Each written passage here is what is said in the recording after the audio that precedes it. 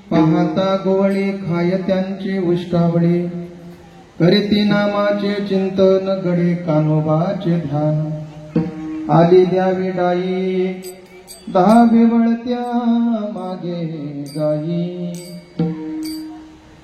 एके ठाई काला तुका म्हणे भाविकाला करीती नामाचे चिंतन गडे कानोबाचे ध्यान लोकाभिरामं रणरंगधीरं राजीवनेत्रं रघुवंशनाथं कारुण्यरूपं करुणाकरन्तं श्रीरामचन्द्रं शरणं प्रपद्ये नमो विठ्ठला राजया पांडुरंगा नमो रुक्मिणी माऊली ज्ञानगंगा नमो पुंडलिका नमो चंद्रभागा नमस्कार माझा रुक्मिणी पांडुरंगा करो प्रथम नमन पांडुरंगा करो प्रथम नमन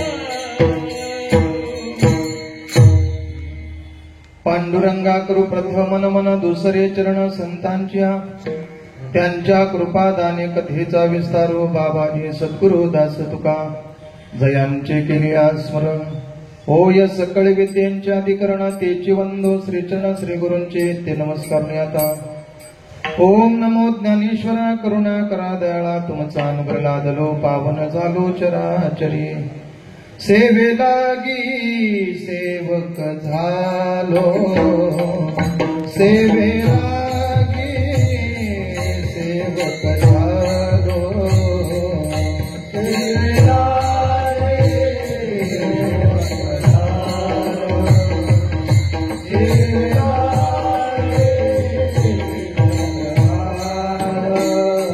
तुमच्या लागलो निज चरण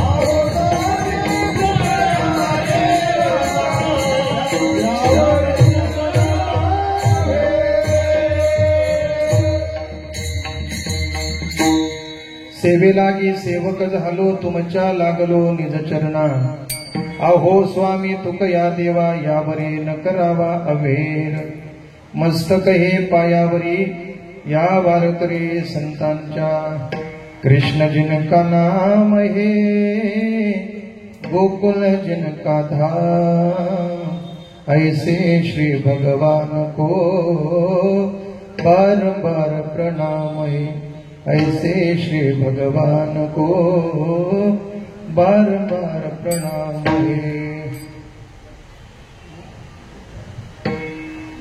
करा करा तुम्हाला जसं नाही विठ्ठल विठ्ठल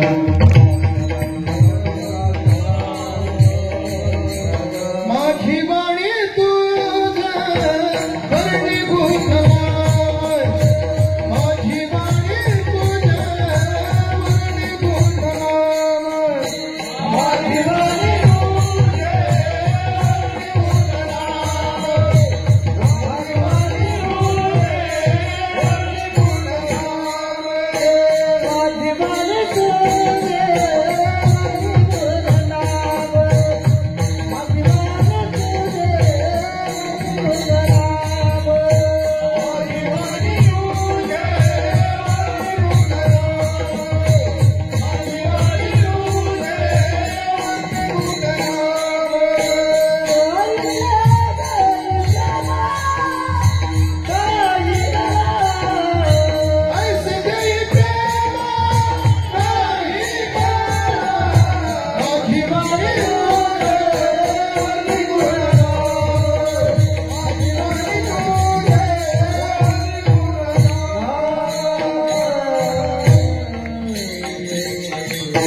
माझी वाणी तुझे वर्णी गुण नाम ऐसे देई प्रेम काही कणा पाहता गोवळी खाय त्यांची उष्टावळी करीती नामाचे चिंतन गडी कानोबाचे ध्यान प्रस्तुत प्राप्त प्रसंगी प्राप्त स्थळी कीर्तनरूपी सेवेकरता निवडलेला अभंग यज्ञयावत मानवी जीवनाच्या कल्याणार्थ अवतीर्ण झालेले थोर साधू वैराग्याचे मुकुटमणी अखिल वारकरी संप्रदायाच्या कळस्थानी विराजमान असलेले संत श्रीमंत महाराष्ट्र भूषण जगदवंदे जगद्गुरु श्री तुकोबाराय महाराजांचा 4 चरणाचा गोड असा चिंतनीय अभंग आजच्या कीर्तनरूपी सेवेकरता निवडला। विठ्ठल विठ्ठल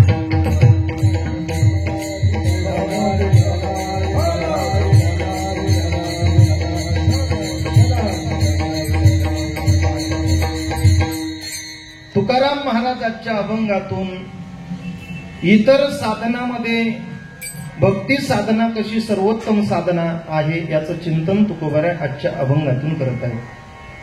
महाराज सांगतात इतर साधना परमात्म्यापर्यंत पोहोचवते पण त्याच्यामध्ये सगळ्यात श्रेष्ठ साधना भक्ती साधना कशी सर्वोत्तम आहे याचं चिंतन तुकोबाराय या ठिकाणी मांडतायत। पाहता गोवळी भक्ती साधनेने काय होतं महाराज सांगतात बघा ती गवळ्याची पोरं दिसायला कशी तरी पण त्या गवळ्याच्या पोराचं उच्चिष्ट भगवान परमात्मा सेवन करतो ही भक्तीतली ताकद आहे।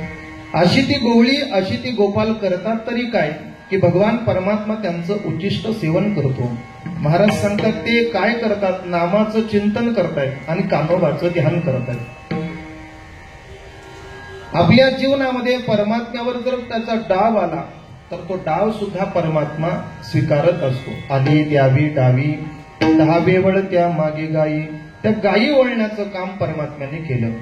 एकत्र सगळ्यांना बसून महाराज त्या ठिकाणी काला भगवान परमात्म्याने दिला। हा भक्तीची ताकद आहे। एके ठाई काला तुका मनी भाविकाला जो भाविक आहे जो साधक आहे जो भक्त आहे परमात्म्याचा एकनिष्ठ महाराज भक्त आहे जे भजन करताय जे परमात्म्याचं ध्यान करताय अशाला परमात्मा काला देतो।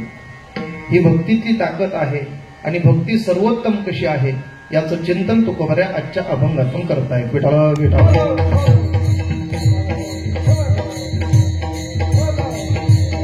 अभंगावर चिंतन करण्यापूर्वी अल्पसा हा पर्याय सालाबाद प्रमाणे चालू असलेला हा अखंड हरिनाम सप्ताह ग्रंथराज ज्ञानेश्वरीचं पारायण या ठिकाणी गेली अनेक वर्षे या ठिकाणी संपन्न होत आहे। 39वे वर्ष आहे आणि 39 वर्षातली ही शेवटची परिसमाप्तीची काल्याची कीर्तनाची सेवा माझ्याकडे ग्रामस्थ मंडळाने सुपूर्द केलेली आहे। परमपूज्य सद्गुरू वैकुंठवासी हरिभक्त पारायण सावळाराम महाराज डोंबिवलीकर वैकुंठवासी हरिभक्तपरायण स्वातंत्र्य सैनिक नामदेव महाराज म्हात्रे, वैकुंठवासी हरिभक्तपरायण बलिराम महाराज मुकादम, गुरुवर्य महंत बालयोगी रामाणाचार्य चिंतामणीजी महाराज, बालयोगी मच्छिंद्रनाथ महाराज, गुरुवर्य हरिभक्तपरायण नारायण बाबा बाचेवार, हरिभक्तपरायण परशुराम शंकर केणी यांच्या कृपाप्रसादाने संपन्न होत असलेला श्री ज्ञानेश्वरी सत्संग मंडळ ग्रामस्थ मंडळ कोण भगवान परमात्म्याचा जन्म उत्सव आपण या ठिकाणी संपन्न करत आहोत। आजची सेवा ज्यांनी माझ्याकडे सुपूर्त केली ते वैकुंठवासी हरिभक्तपरायण कृष्णा शांताराम मुकादम यांच्या स्मरणार्थ आमचे नवनाथ दादा यांनी ही सेवा माझ्याकडे सुपूर्त केलेली आहे। आजचा हा गोड असा काल्याचा प्रसंग आहे, परिसमाप्तीचा दिवस आहे, शेवटचा दिवस आहे। कुठलंही कार्य म्हटलं की त्याचा शेवट अतिशय गोड व्हावा म्हणून कृष्णाच्या लीला शेवटी गायल्या जातात। आजचा हा परिसमाप्तीचा दिवस आहे। एखाद्या कार्याची परिसमाप्ती तेव्हाच होते जेव्हा त्या कार्यक्रमामध्ये काला होतो महाराज, लक्षात ठेवा, काला। मंदिराची परिपूर्णता तेव्हा होते जेव्हा त्याच्यावर कळस चढवला जातो। मंदिर पूर्ण झालं हे कशावरून कळतं? ज्या अर्थी त्याच्यावर कळस बसला। मंदिराच्या कामा किंवा देवळाच्या कामा कळस, मंदिराचं काम तेव्हा पूर्णत्वाकडे जातं जेव्हा त्याच्यावर कळस बसवलं जातं। नदीची पूर्णता तेव्हा होते जेव्हा ती समुद्राला मिळत असते। तसं आपल्या जीवनामध्ये या कार्याची परिपूर्णता तेव्हा होते जेव्हा त्या ठिकाणी काल्याचं कीर्तन होतं। विठ्ठला आजचं काल्याचं कीर्तन आहे म्हणजे प्रसादाचं कीर्तन आहे। भगवान परमात्मा आम्हाला या ठिकाणी प्रसादाच्या रूपाने काला संपन्न करून देणार आहे। आणि घरी तर माणसं रोज जेवतायत, रोज जेवतायत, पण आजचं जेवण काही वेगळं आहे, हे प्रसादाचं जेवण आहे। भगवान परमात्मा प्रत्यक्ष या ठिकाणी येऊन आम्हाला तो काला देत असतो। प्रसाद आमच्या जीवनामध्ये काय करतो बाबा? महाराज सांगतात प्रसाद सर्व दुःखाचं हरण करण्याचं काम प्रसादामध्ये ताकद आहे। प्रसादात सर्व दुःखानां हानिरशोपजायते। प्रसाद आपल्या जीवनात काय करतो? आपल्या जीवनातले जेवढे दुःख आहेत तेवढे नष्ट करण्याचं काम प्रसाद करतो। असा प्रसाद आपल्याला सहज या ठिकाणी कोण गावामध्ये उपलब्ध होत आहे, हे आपलं परम भाग्य आहे। देवादिकांना अट्टहास प्रयास करून सुद्धा जो काला उपभोगायला मिळाला नाही तो काला सहजरित्या आम्हाला प्राप्त होतो। देवाने सांगितलं देवा आमच्याकडे ते मिळत नाही। वैकुंठी त्वायसे नाही कवळ काही काल्याचे। महाराज सांगतात वैकुंठात सगळे बाबा, वैकुंठामध्ये सगळे, पण वैकुंठामध्ये मृत्यूलोकामध्ये वारकरी जो काला करतात तो काला मात्र वैकुंठात दुर्लभ आहे। लाभ संत संगे, लाभ संत संगे, संत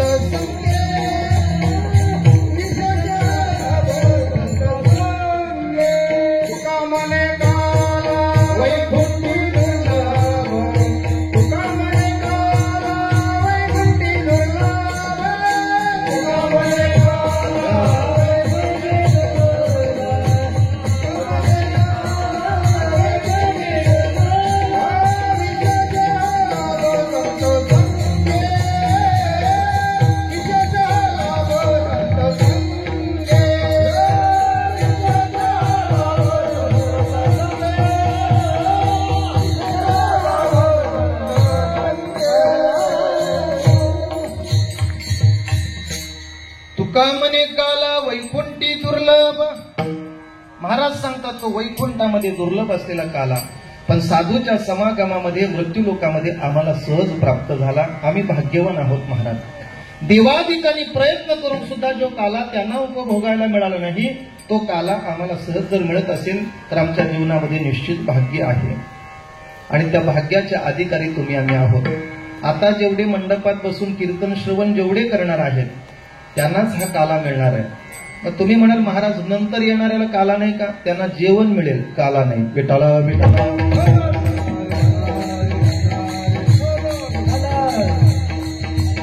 देवाच्या लीलांचं अनुवादन करून ते श्रवण करून नंतर घेतला जातो तो प्रसाद आणि नंतर येऊन जो आम्हाला मिळणार आहे तो फक्त जेवण असेल। मग जेवण घ्यायचं का प्रसाद घ्यायचा हे आपल्या हातात आहे। कोण अधिकारी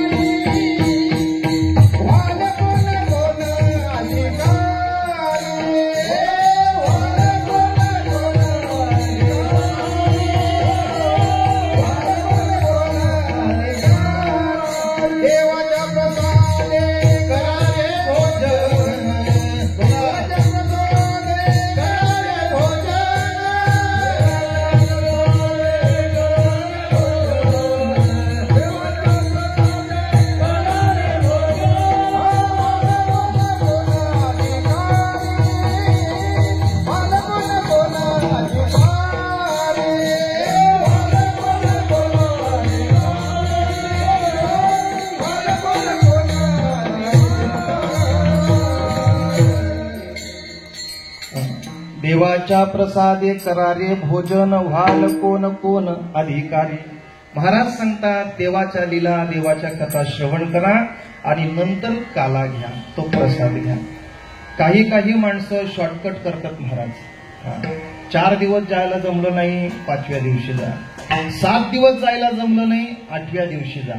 काही काही लोक सांगतात ना महाराज 7 दिवस जरी कीर्तनाला जायला जमलं नाही तरी चालेल, पण काल्याचा प्रसाद चुकू नका. 7 दिवसामध्ये जे मिळत नाही ते म्हणे शेवटच्या दिवशी. म्हणजे शेवटच्या दिवशी जायचं का नाही, 7 दिवस कोण येणार आहे. आपल्याकरता हा विशेष लाभ आपण या ठिकाणी संपन्न केलाय. आजचा हा गोड काला या ठिकाणी संपन्न होत आहे. ही काल्याची सेवा माझ्याकडे सुपूर्द केलेली आहे. संकल्पित वेळेमध्ये आपण थोडंसं चिंतन करण्याचा प्रयत्न करणार आहोत. आपल्याला ही कल्पना आहे वरून ऊन खूप तापलंय आणि खाली सुद्धा.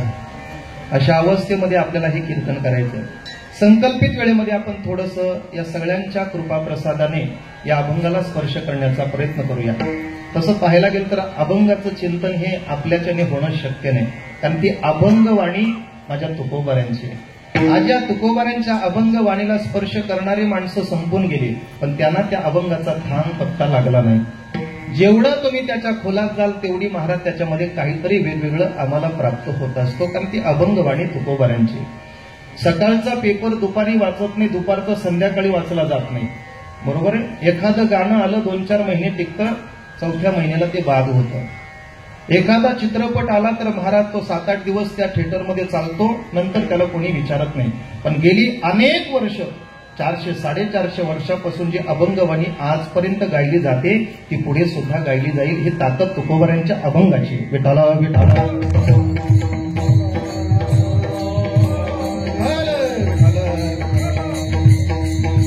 तुकाराम महाराजांच्या अभंगवाणीतील अभंग सहित येथील एक गोड असा चिंतनीय अभंग मी आपल्या पुढे सादर केला आहे. एक गोष्ट सांगू महाराज, एकच संत महात्मा असा झाला की त्याच्या ग्रंथाला सुद्धा परीक्षा द्यावी लागली आणि त्यांच्या संतपणाला सुद्धा परीक्षा द्यावी लागली. तपासून घेतलेला गाथा आणि तपासून घेतलेले संत म्हणजे तुकोबार आहेत. विठाला विठाला.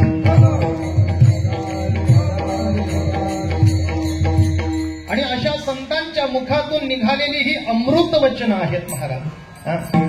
आणि ती अमृत वचन आपल्या कर्णपटलाद्वारे जर आपल्या अंतःकरणामध्ये समाविष्ट झाली तर निश्चितच आपलं जीवन बदलवण्याची क्षमता त्या अभंगवाणीत आहे. आणि तीच अभंगवाणी आपल्या पुढे सादर केलेली आहे. गोड असा चिंतन आहे. महाराज सांगतात सर्व साधनामध्ये सर्वोत्तम साधना जर कोणती असेल परमात्म्यापर्यंत जाण्याची तर महाराज सांगतात ती भक्ती साधना आहे. भक्ती साधना. तुम्ही म्हणाल देवाला मिळवण्याकरता देव प्राप्त करण्याकरता बाकीची साधनं नाहीत का? महाराज सांगतात बाकीची साधनं आहेत. ज्ञान मार्गाने सुद्धा तुम्हाला देवापर्यंत जाता येतो. योगाने ध्यानाने जपाने परमात्म्यापर्यंत जाता येतो. पण महाराज सांगतात या कलियुगामध्ये ही साधना मात्र आता क्षीण झालीत महाराज. त्यांची पावर त्यांची ताकद तेवढी राहिली नाही. महाराज सांगतात आपल्या जीवनामध्ये बघा ही साधना त्या काळामध्ये ती लागू पडत होती, पण आता आयुष्य मर्यादा कमी असल्यामुळे आपल्याला ती साधना आता या ठिकाणी उपयोगाला येत नाही. म्हणून आजच्या कलियुगामध्ये मनुष्याकरता देवापर्यंत जाण्याची सर्वोत्तम साधना कोणती असेल तर भक्ती साधना. विठाला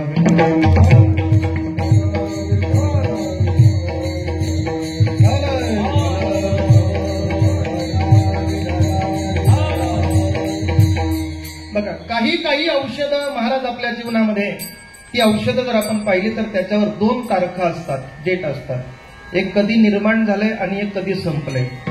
निर्माण कधी झालंय ती साधना त्यावेळेस ते औषध निर्माण झालेलं आहे.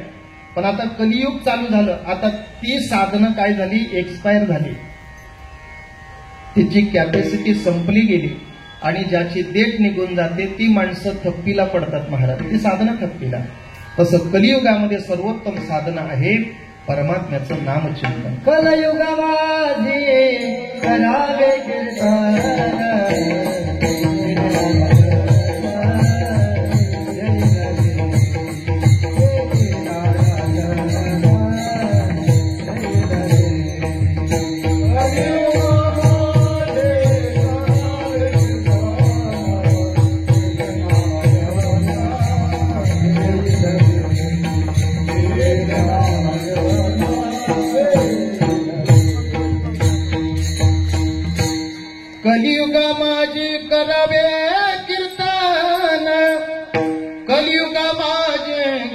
करावे कीर्तन तेने नारायण देईल. महाराज सांगतात या कलियुगामध्ये सर्वोत्तम साधना आहे ती भक्ती, आणि ती भक्ती साधना आपण केली पाहिजे. इतर साधनाच्या माध्यमातून परमात्म्यापर्यंत आपण जाऊच याची शाश्वती नाही, याची गॅरंटी नाही. मनुष्यानां सहस्रेषु कश्चित् यतति सिद्धय यततामपि सिद्धानां कश्चिन्मां व्यक्ती तत्वतः. महाराज सांगतात हजारो लोक माझ्यापर्यंत त्या मार्गाने निघतायत, पण माझ्यापर्यंत पोहोचणारा फक्त एखादाच असतो. विठ्ठला विठ्ठला.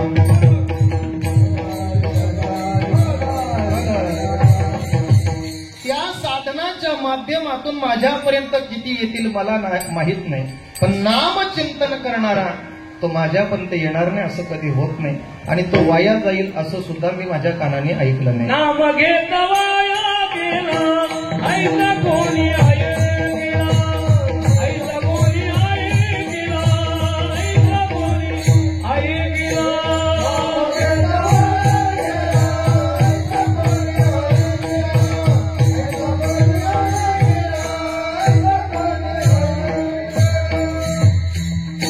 नाम घेता वाया गेला ऐसा कोणी ऐकेला. तुम्ही मंडळी थोडी थोडी पुढे सरका, म्हणजे पाठीमागे जागा वगैरे येणार आहे. सरका पुढे, थोडं थोडं सरका. महाराज सांगतात नामचिंतन साधना करून कोणी वाया गेलेलं नाही, असं मी कधी पाहिलं नाही. महाराज भक्ती साधना सर्वोत्तम सांगण्याचं कारण एकच आहे, ती सोपी आहे. दुसरं कारण या ठिकाणी सांगतात ती सगळ्यांना करण्यासारखी आहे. तिसरं कारण महाराज सांगतात या साधनेने, या भक्तीने काय घडू शकतो. महाराज सांगतात ब्रह्मभूत काया होतासे कीर्तनी, ब्रह्मभूत काया होतासे कीर्तनी, भाग्य तरी मुनी देव ऐसा, भाग्य तरी मुनी देव ऐसा. ब्रह्मभूत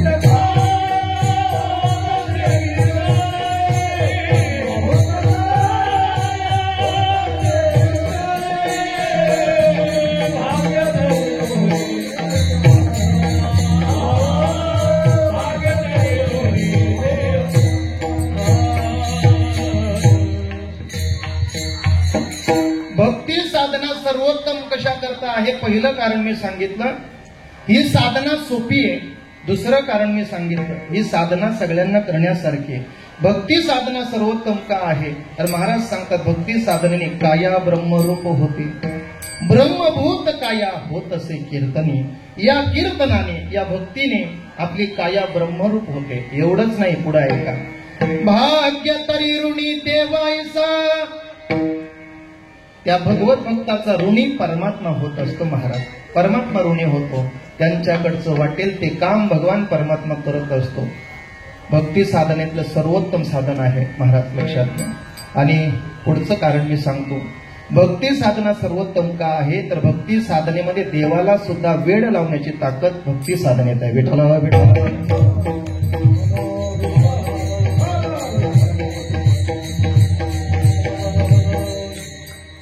वेडा झाला भक्ती सुखेला चावला. भक्ती पुढे परमात्मा वेडा होतो महाराज, त्याला तो काय करतो हे सुद्धा त्याला भान राहत नाही. ही भक्ती साधनेची ताकद आहे. भक्ती साधनेमध्ये परमात्मा कसा वेडा बनतो याचं सह उदाहरण परमात्म्याचं, कशा पद्धतीने परमात्मा भक्तीच्या पुढे वेडा होतो याचं चिंतन तुकोबाऱ्यांनी आजच्या अभंगाच्या पहिल्या चरणामध्ये म्हटलं.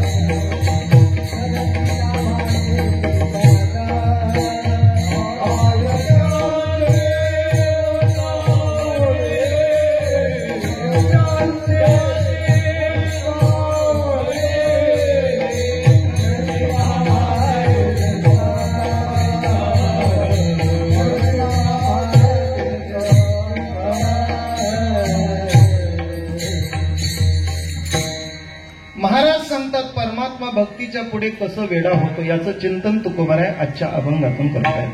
पाहता गोवळी खाय त्यांची उष्णावडी. महाराज सांगतात बघा, पाहायला गेलं तर ती गवळ्याची पोरं आहेत महाराज. आणि गवळ्याची पोरं म्हणजे कशी व्यवस्थित कपडे नाही महाराज, गाईच्या पाठीमागे पळणारी, केस विस्कटलेली, कशी तरी महाराज त्यांचा चेहरा विद्रूप झालेला, बोबड्या वाकड्या पिंग्या, अशा पद्धतीने महाराज ही सर्व सवंगडी. आणि त्यांच्याकडे पाहिल्यानंतर महाराज काही कपडे व्यवस्थित नाही, काही नाही. आता तरी महाराज चांगली माणसं पॉश मध्ये राहतात. पूर्वीचा काळ बिकट होता, घालायला कपडे मिळत नव्हते. आणि त्या गोपाळांची अवस्था त्या पद्धतीने होती, चेहरा मळकटलेला, काळवटलेला, फाटलेले कपडे.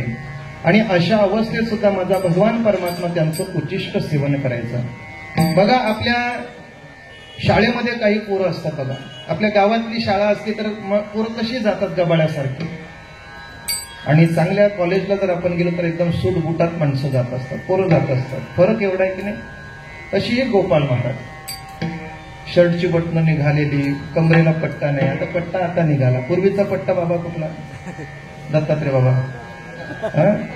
करू बघा, जेवण करायचं असेल तर आटा सैल करायचं, झालं तर फिट करायचं, झालं विठाला विठाला.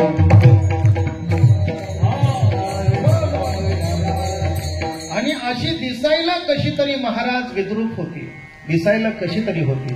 पण त्या गोपालांचं उच्चिष्ट माझ्या भगवान परमात्म्याने खाल्लं. अनेक पद्धतीने आपल्याला चिंतन करता येईल.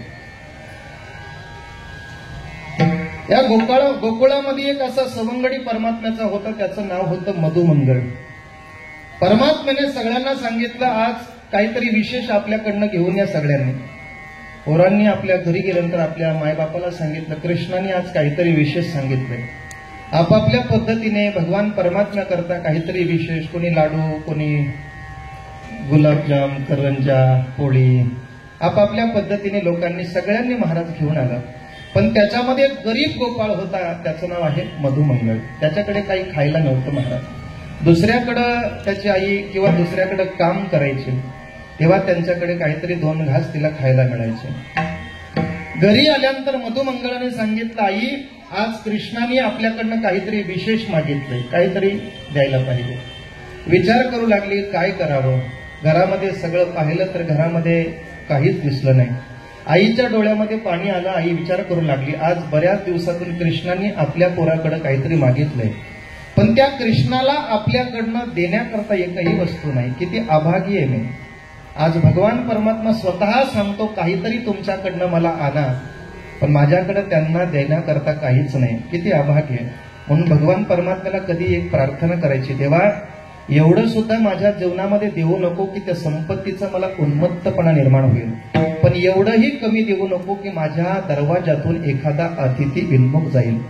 लक्षात घ्या. मधुमंगल महाराज त्या ठिकाणी प्रार्थना करतो, आई काहीतरी दे, देवाकरता काहीतरी दिलं पाहिजे तू. तिने सगळे महाराज जे काही मडके होते, रांजण होते, पाहायला सुरुवात केली, पण काही नव्हतं. वाईट वाटलं तिला. त्या माऊलीला सुद्धा एवढ्या दिवसातून कृष्णाने मागितलं असेल तर काहीतरी आपल्याकडे पाहिजे होतं. पण जेव्हा दुसऱ्याच्याकडे काम करतो तेव्हा कुठे आपली चूळ पेटते राजा, आपल्याकडे काही नाही. पण 2-4 दिवसाचं कुठेतरी ग्लास भरून ताक तिच्या लक्षात आलं. आणि ते ताक महाराज त्या मधुमंगलाला दाखवलं की हे उद्या जाताना घेऊन जा. मधुमंगलाने पाहिलं 4 दिवसाचं ताक. एक तर ते ताक अगोदरच कसं आंबट, बरोबर आहे ना. आता फार लोक ताक पितात या दिवसामध्ये, नाही का. एक तर ते ताक आणि त्यातल्या त्या 4 दिवसाचं महाराज ते राहिलेलं ताक होतं, फार आंबट वास सुटलेला. मधुमंगलाने दुसऱ्या दिवशी सकाळी तयारी केली. खांद्यावर कांबळी घेतली, हातात काटे, गाईच्या पाठीमध्ये तो गेला. गेल्यानंतर त्या ठिकाणी हातामध्ये तो गाडगं घेतलं, त्याच्यामध्ये ते ताक टाकलं. सगळे सवंगडी महाराज त्या ठिकाणी कृष्णाच्या अवतीभोवती बसलेली आहेत. आणि सगळ्यांनी त्याच्यामध्ये कोणी जिलेबी काढली, कोणी गुलाबजाम, कोणी लाडू, असे पदार्थ मांडले. आणि अशा अवस्थेमध्ये मधुमंगलाला थोडीशी लाज वाटली. की सगळ्यांनी आपापल्या घरातून काही ना काही वस्तू आणले, चांगल्या पदार्थ माझ्या कृष्णाकरता आणले. पण मी किती अभागी आहे, 4 दिवसाचं ताक मी या ठिकाणी माझ्या कृष्णाला घेऊन आलोय आणि त्या ताकाने कृष्णाचं काय झालं तर वाईट वाटलं. हे सगळे पदार्थ पाहिले, मधुमंगलाने पाठीमागे सरला. तो ताकाचं गाडगं उचललं, एका झाडाच्या पाठीमागे गेला, रडायला लागला. देवा, आज तुझी अपेक्षा पूर्ण करू शकलो नाही. या ठिकाणी महाराज मधुमंगलाला कुठं माहित होतं की कृष्ण परमात्मा तुमची वस्तू पाहतो म्हणून. कृष्ण परमात्मा भक्ताने दिलेली वस्तू पाहत नाही, तर ती वस्तूच्या पाठीमागे असलेला भाव कृष्ण परमात्मा पाहत असतो.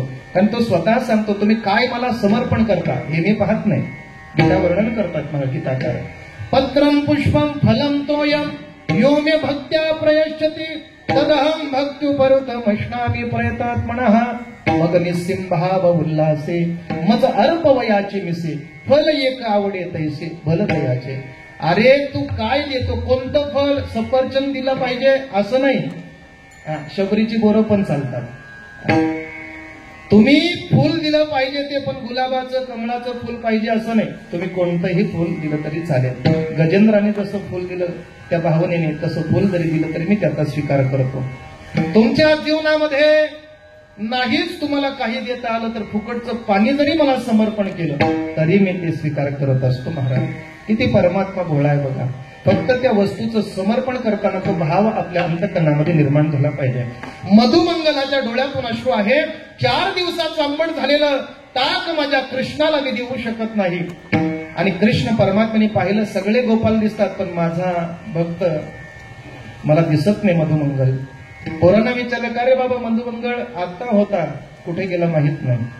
बऱ्याच गोपालांनी सांगितलं, कृष्णा त्यांनी ताक आणले, 4 दिवसाचं आंबलेलं ताक होतं आणि तुला कसं द्यावं म्हणून वाईट वाटलं, तो निघून गेला.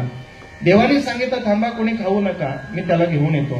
परमात्म्याने पाठीमागे पाहिलं, एकाच्या झाडाच्या आड त्या मधुमंगलाची छाया दिसली महाराज. आणि परमात्म्याने विचार केला, हा इथं बसलाय.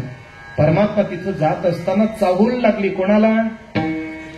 मधुमंगलाला चाहूल लागली की त्या ठिकाणी परमात्मा, कृष्ण परमात्मा माझ्याकडे येत आहे. हे पाहिल्यानंतर ते ताक होतं ते तोंडाला लावलं, प्यायला सुरुवात केली. का? हे जर ताक दिसलं तर कृष्ण माझ्याकडनं घेईल. मग गटागट प्यायला सुरुवात केली महाराज. पण घाबरत असताना माणसं जेव्हा पितात ना, चोरी करून जेव्हा खाल्लं जातं तेव्हा कुठंतरी ते सांगतं महाराज, बिटाला. किचन मध्ये महाराज सासूबाई कुठेतरी हॉलमध्ये बसल्यात आणि तेवढ्यामध्ये जर सुनबाईला काय खायचं असेल तर ती चांगल्या पद्धतीने खात नाही. तिचं लक्ष सगळं तिकडं असतं, कधी येते पटकन तोंडात टाकता कुठंतरी ती लागतं महाराज.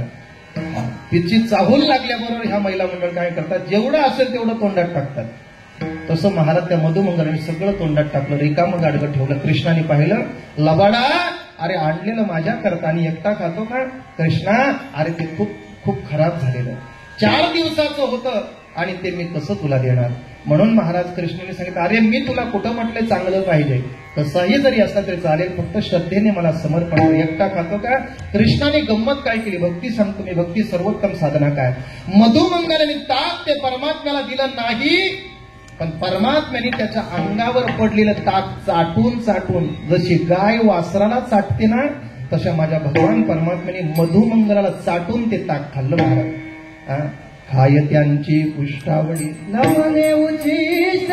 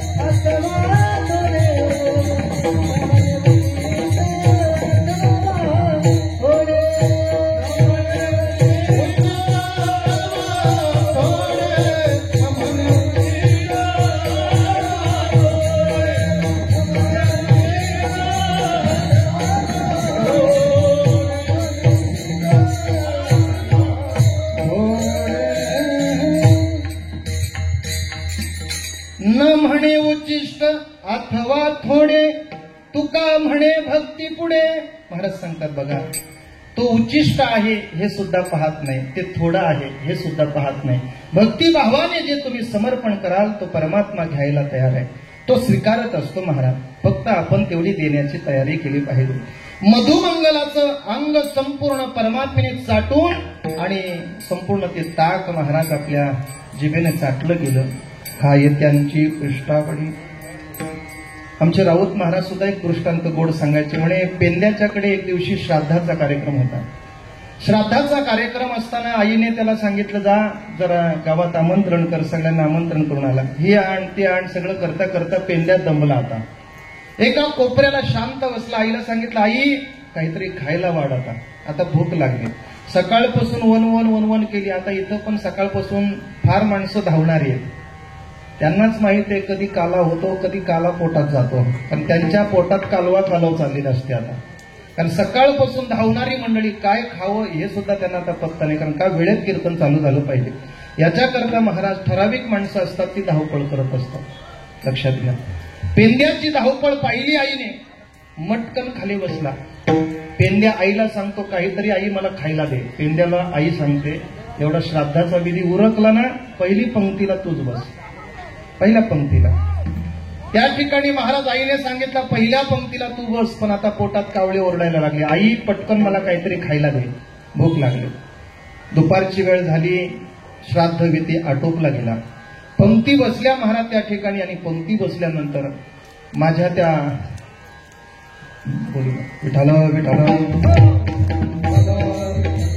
पेंद्याने महाराज त्या ठिकाणी विचार केला की आता मला बसायचंय. त्या ठिकाणी पहिल्या पंक्तीला बसला.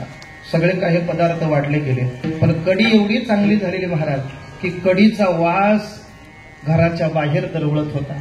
घराच्या जवळून जाणारी माणसं पेंद्याच्या घरी 2 मिनिटं थांबायची, जरा 2 मिनिटं रस्त्यावर.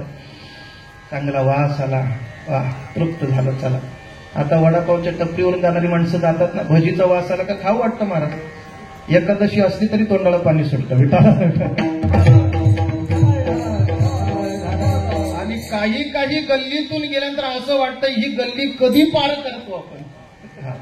मग तो काला आहे का रात्रीचा जागर आहे हे सुद्धा लोक पाहत नाही. असा सुगंध तिथून दरवळत असतो महाराज की कधी हा घर आपल्याला पास होतो. कधी कधी मंदिराच्या कडेलाच अशी घरं असतात महाराज, पण इथं बरं आहे महाराज की अगरबत्तीचा वासच तिथं चालू असतो. हा, पण आपल्याकडे 8 दिवस सगळं बंद आहे. वा, गोड निर्णय आपण घेतला, कौतुक तुमचं बरं का. 8 दिवस कुठल्याही प्रकारचं महाराज या ठिकाणी काही सेवन केलं जाणार नाही. सात्विकच गोष्ट आपण या ठिकाणी करतो. चला, पेंद्याच्या घरी महाराज त्या ठिकाणी सुगंध दरवळत होता. जाणारी येणारी माणसं क्षणभर थांबायची, निघून जायची. पेंद्या पंक्तीला बसला. आता जेवायला सुरुवात करणार संकल्प सोडला आणि कढीचा एक घोट तोंडामध्ये मारला. एवढी गोड कढी वाटली. आता पेंद्याला आठवण आली ती भगवान श्रीकृष्णाची. तोंडामध्ये कढी घेतली आणि महाराज पात्रावरून उठाला. त्या ठिकाणी धावत पळत चाललाय. लोकांनी विचारलं, पेंद्या झालं काय? म्हणे काय आता बोलता येत नाही, तोंडामध्ये कढी आहे, काही बोलता येत नाही, फक्त खून केली. लोकांच्या लक्षात आलं निश्चितच याला बाहेर टाकायची, म्हणजे याला उलटी आली असेल. म्हणून पेंद्या पळत असताना सगळ्या लोकांनी त्याला वाट दिली, वाट मोकळी केली. नंदबाबाच्या वाड्यामध्ये पेंद्या गेलेला आहे. पेंद्या नंदबाबाच्या वाड्यात गेला आणि गेल्यानंतर त्या ठिकाणी कृष्ण परमात्मा बाबाच्या मांडीवर बसलेला. खून केली बरं का. मोठा माणूस जेव्हा घरात असेल तेव्हा लहान लेकरं तिथूनच घराच्या दरवाजातूनच त्याला खुणावतात. कुठं जायचंय ती त्यांची खून त्याला माहीत, काय करायचंय त्यांना माहिती. आई वडील घरात असेल तर पोरं जर बोलवायला आली तर त्यांच्या खुणा असतात, बरोबर ना. विठाला पेंद्याने खुणावलं, कृष्णा मला तुला काहीतरी द्यायचंय, इकडे ये. पेंद्या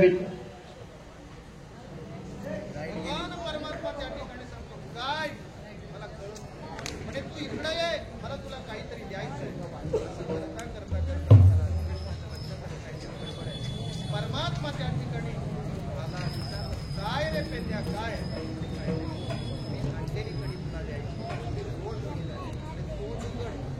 भगवान परमात्म्याने हा केला आणि पेंद्याने आपल्या तोंडातली गोळी कृष्णाच्या तोंडात टाकली.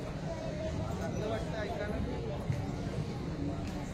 एका ताटात जास्त प्रेम असलं तर एका ताटात बसून त्याच्या तोंडातलं नाही.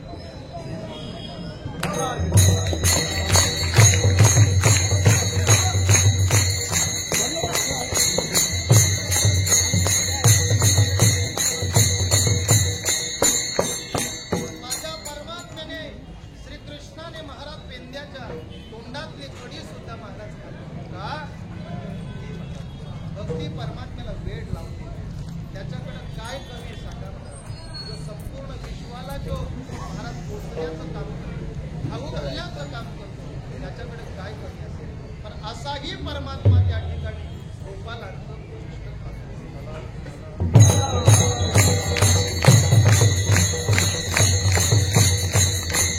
शबरी मातेकडली सुद्धा महाराज त्यांनी उष्टी पूर्ण खाल्ली.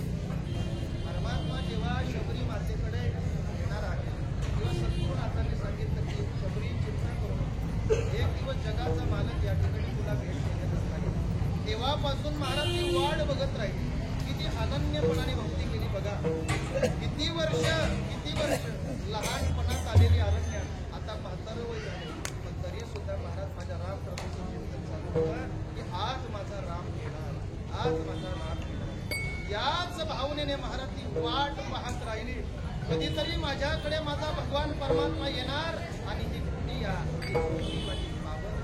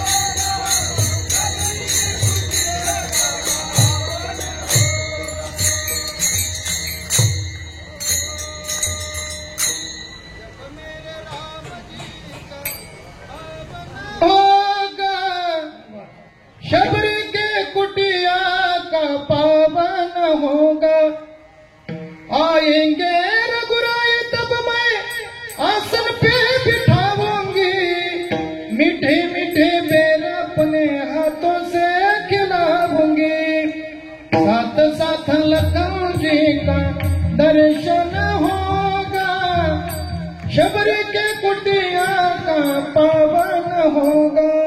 महाराज त्या ठिकाणी सांगतात शबरी मातेला एकच वाटत होतं की माझा भगवान परमात्मा माझ्याकडे कधी येईल आणि ती वेळ जवळ आली. शबरी मातेच्या कुटियावर महाराज थाप पडली. शबरी मातेने दरवाजा उघडला, पाहिला तर माझे रघुराय परमात्म्याला पाहिलं, ते रूप पाहिलं, भाव विभोर होऊन गेले. डोळ्यातून अश्रुधारा वाहू लागल्या की माझ्या जगाच्या मालकाची मी प्रतीक्षा केली, आज ती पूर्णत्वाकडे गेली. परमात्म्याला आतमध्ये घेतलं, एका आसनावर बसवलं. आता तिचे पाय धुण्याकरता विचार करू लागली. घरामध्ये एकही पात्र नव्हतं. शेवटी आपलं डोकं देवाच्या पायावर ठेवलं, हातामध्ये प्रभूचे पाय घेतले आणि आपल्या डोळ्यातल्या अश्रूने माझ्या प्रभूचे पाय धुतले. ही शबरी मातेची भक्ती आहे. शबरी मातेची कुटिया पावन केली. शबरी मातेला महाराज त्या ठिकाणी दर्शन दिलं आणि आता परमात्मा आलाय म्हणून परमात्म्याला काहीतरी दिलं पाहिजे. देवाला भूक लागली असेल तर महाराज शबरी मातेने त्या कालामध्ये त्या ऋतूमध्ये मिळणारी फळं म्हणजे बोरं होती. ती बोरं आपल्या स्वतःच्या दाताने चाकून ठेवलेली, तोडून आणि जिभेने चाकून ठेवली. जी बोरं गोड आहेत तीच माझ्या प्रभू करता द्यावी, त्याला तुरट आंबट नको. म्हणून चांगली चांगली महाराज गोड गोड बोरं एका द्रोणामध्ये भरली आणि तो द्रोण माझ्या भगवान परमात्म्याच्या जवळ दिला. देवानी महाराज ती प्रेमाने स्वीकारली. उष्टी असलेली बोरं सुद्धा माझ्या शबरी मातेने खाल्ली. लक्ष्मण भैयाला गेले तर लक्ष्मण भैयाने पाहिलं तर दात लागले. प्रभू काय करता? दादा ही उष्टी आहे. देवाने सांगितलं उच्चिष्ट असते तरी ते भक्तीने श्रद्धेने मला दिले. देवाने उष्टी बोरं खाल्ली, लक्ष्मण दादाने पाठीमागे टाकून दिली. लक्षात, याला भक्ती म्हणतात. खायत्यांची उष्टावळी, देव भक्ताचं उच्चिष्ट सेवन करतो. आता प्रश्न तुकाराम महाराजांना विचारू की देव भक्ताचं उच्चिष्ट का खातो महाराज? काय करतो? कशा करता खातो? असं काय ते गोपाळ करतात सांगा ना. अशी कोणती भक्ती गोपालाने केली की देवाने गोपाळांचं उच्चिष्ट खावं? त्याचं तुकोबर आहे अभंगाच्या दुसऱ्या चरणामध्ये प्रतिपादन.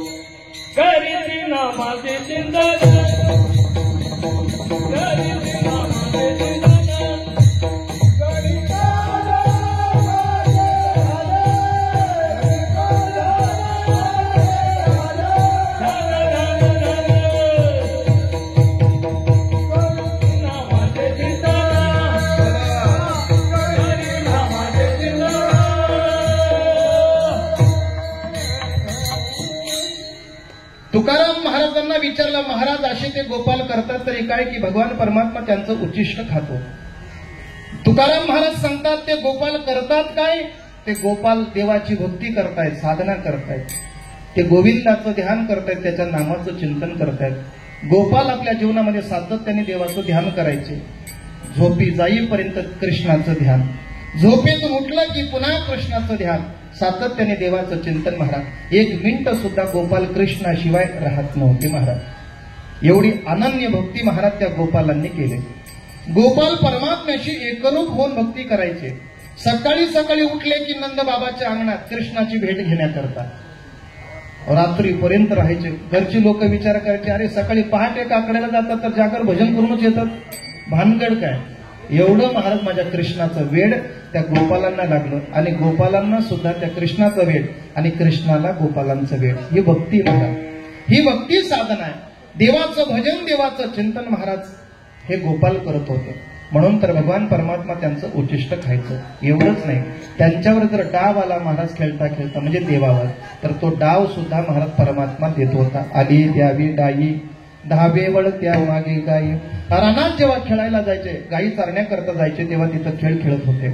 आणि तिथं खेळ खेळले का जर कृष्णावर डाव आला तसा तर लय लबाड महाराज, तो डाव घेतच नव्हता.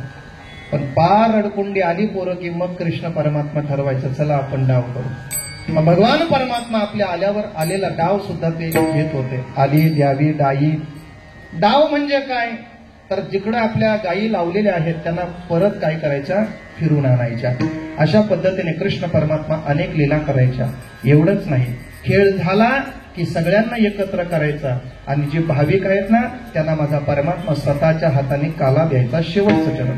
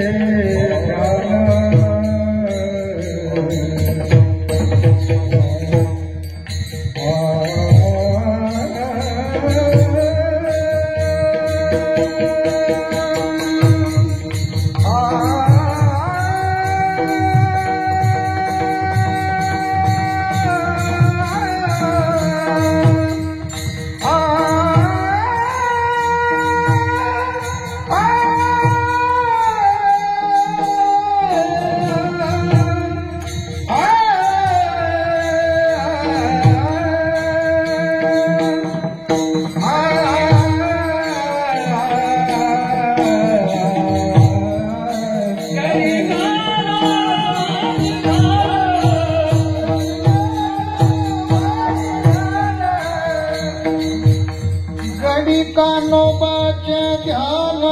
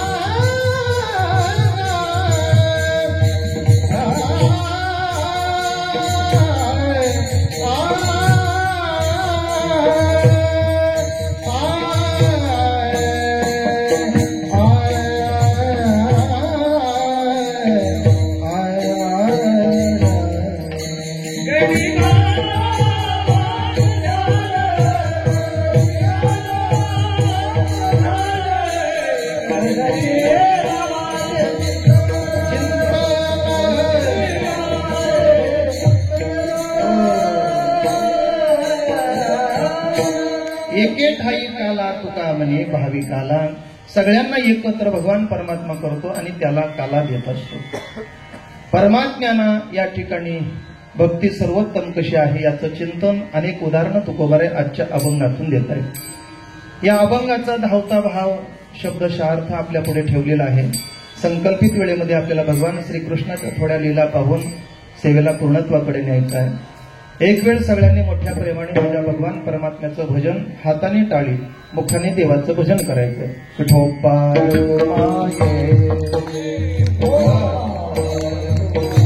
जय जय विठोबा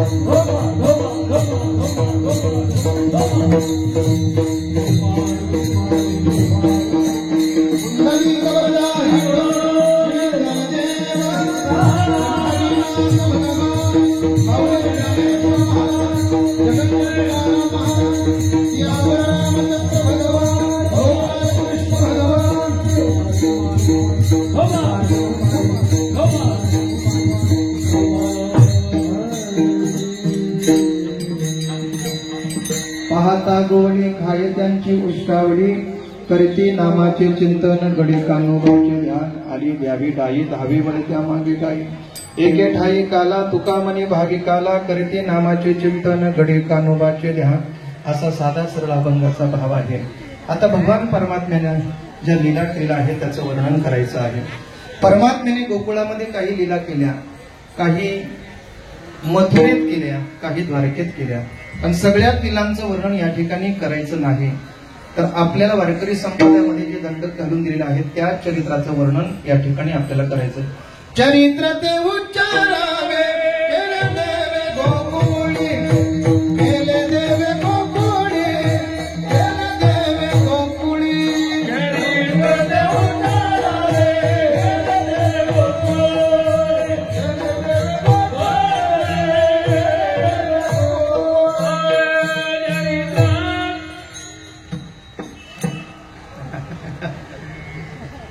चरित्र ते उच्चारावे केले देवे गोकुळी.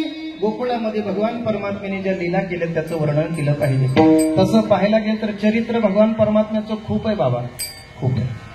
जन्माला आल्यानंतर परमात्म्याने चरित्र केलं हे थोडंसं कुठंतरी वेगळं वाटतं बोलायला. जन्माला येण्याच्या अगोदर भगवान परमात्म्याच्या चरित्राला सुरुवात होते. जेव्हा भगवान परमात्म्याचे मायबाप कंसाच्या बंदीखान्यात आहे, तिथून जर आपण सुरुवात केली तर आपण विचार करा महाराज, उग्रसेनाचा मुलगा कंस आणि कंसाची महाराज चुलत बहीण बरं का देवकी, देवकाची कन्या देवकी.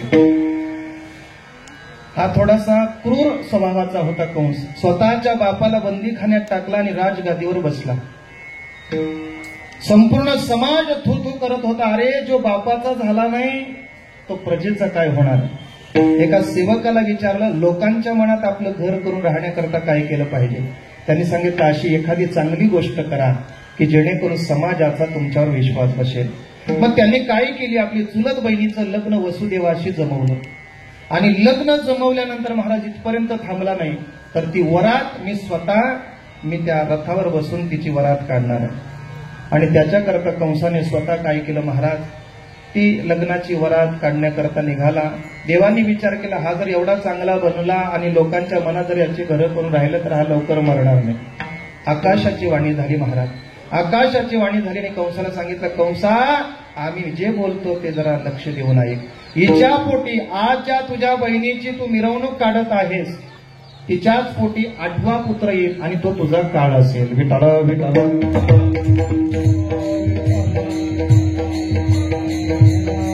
8वा पुत्र तुझा काळ बनणार आहे असं सांगितल्यानंतर महाराज त्या ठिकाणी आता कंसाने मागचा पुढचा विचार केला नाही. प्रेमाने महाराज ती मिरवणूक काढलेली होती, पण कमरचं खड्ग काढलं आणि महाराज आपल्या बहिणीला मारण्याकरता धावला. वसुदेवाने सांगितलं, थांब, काय करतोस तू. एका स्त्रीची हत्या करतो आणि स्त्री दुसरी तिसरी कोणी नाही, तुझी बहीण आहे. घेऊन खड्ग मारण्यात धावला, हात तो धरिला वसुदेव.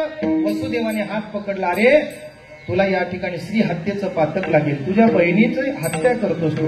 समाजामध्ये तुझी चांगली कीर्ती आहे, समाज तुला चांगला मानतो आणि जर तुझ्या बहिणीला जर तू आता मारली तर कलंक तुला लागेल, तुझ्या डोक्यावर तुझ्या माथ्यावर कलंक राहील.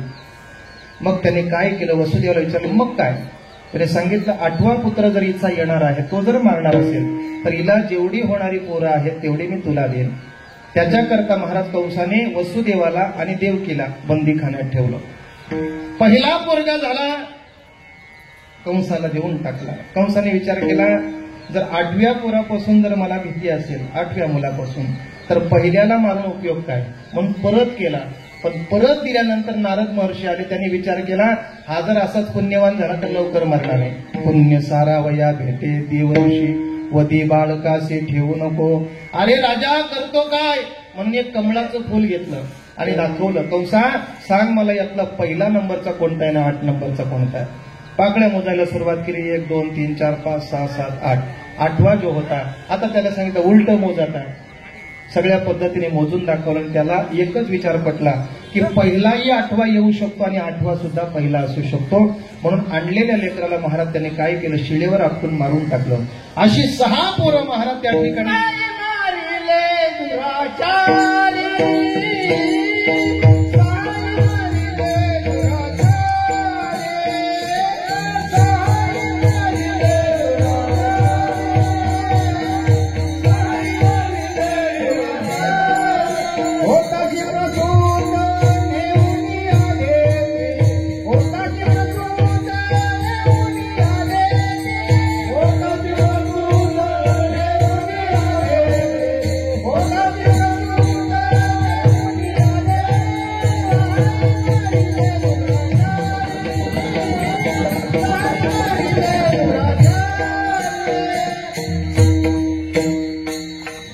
साही मारीने दुराचारी. हा दुराचारी कंसाने काय केलं, आपल्या स्वतःच्या बहिणीची 6 लेकरं मारून टाकली. 7वा योग मायेच्या द्वारे बहिणीच्या गर्भात नेऊन ठेवला. त्याला असं वाटलं माझ्या भीतीपोटी 7वा गर्भ जिरला गेला. 8वा भगवान परमात्मा त्या ठिकाणी प्रगट होत आहेत. 8 वर्षाची मूर्ती देवकीच्या पुढे हजर झाली महाराज. 8 वर्षाची देवकी मातीने सांगितलं, असं एवढा मोठा झाला तर कोण सांगेल हा देवकीचा पोरगा आहे. लहान हो म्हणे काही सूचना देण्याकरता मोठा झाला. सगळ्या सूचना दिल्या. सांगितलं आई बाबा चिंता करू नका, तुमची चिंता निवृत्त करण्याकरता मी इथं आलोय. एक काम करायचं, आता तुम्ही आता इथं मला ठेवू नका. तुम्हाला भीती वाटते ना, इथं नाही ठेवायचा. इथून मला उचलायचं आणि कुठं न्यायचं, नंदाच्या घरा, नंदाच्या घरा, येई गोकुळा, मदने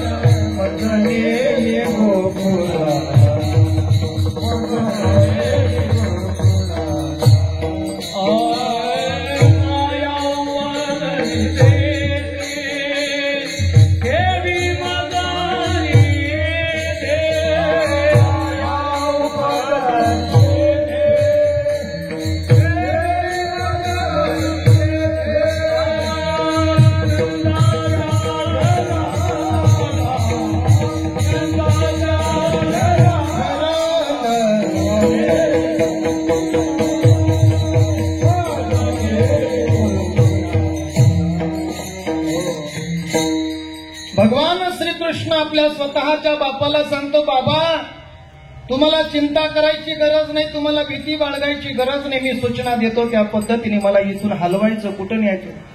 नंदाच्या घराला, नंदाच्या घराला, मजनी गोकुळाला. पुढे काय करायचं, माया उपजली तेथे मज ठेवी आणि येथे. बाबा मला तिथं नंद बाबाच्या घरी घेऊन चला. तिथे एक पोरगी झाली, माया निर्माण झाली, तिथं मला ठेवा आणि तिला घेऊन या. मग बाबांनी सांगितलं, बाळ आम्ही काय गार्डनला फिरायला आलो का? हातामध्ये पायामध्ये बेड्या आहेत, दरवाजे लागलेले आहेत, सगळे द्वारावर काय आहेत, प्रत्येक दरवाज्यावर रक्षपाल आहेत. देवाने सांगितलं ते सगळ्यांना मी मोहून टाकलंय, तुम्ही चिंता करू नका, फक्त एक काम करा, मला उचला. चमत्कार असा झाला, देवाला डोक्यावर घेतलंय आणि जीवनातली सगळी बंधनं घडून गेली. महाराज उचलीला कमळापती पाहिजे बंधने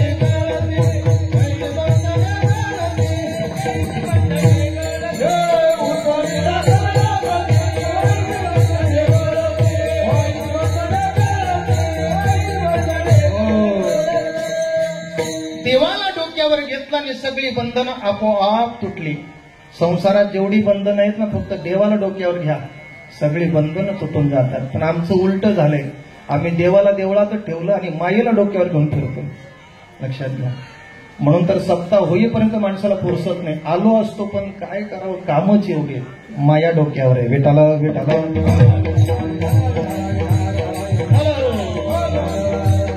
भगवान परमात्म्याला डोक्यावर घेतलं, उचललं, भगवान परमात्म्याला घेऊन निघाले. जाता जाता जाता जाता पाऊस महाराज त्या ठिकाणी पडत आहे. विचार केला देवाचं स्वागत केलं पाहिजे. शेषाने विचार केला माझ्या भगवान परमात्म्याला घेऊन झालेला आहे.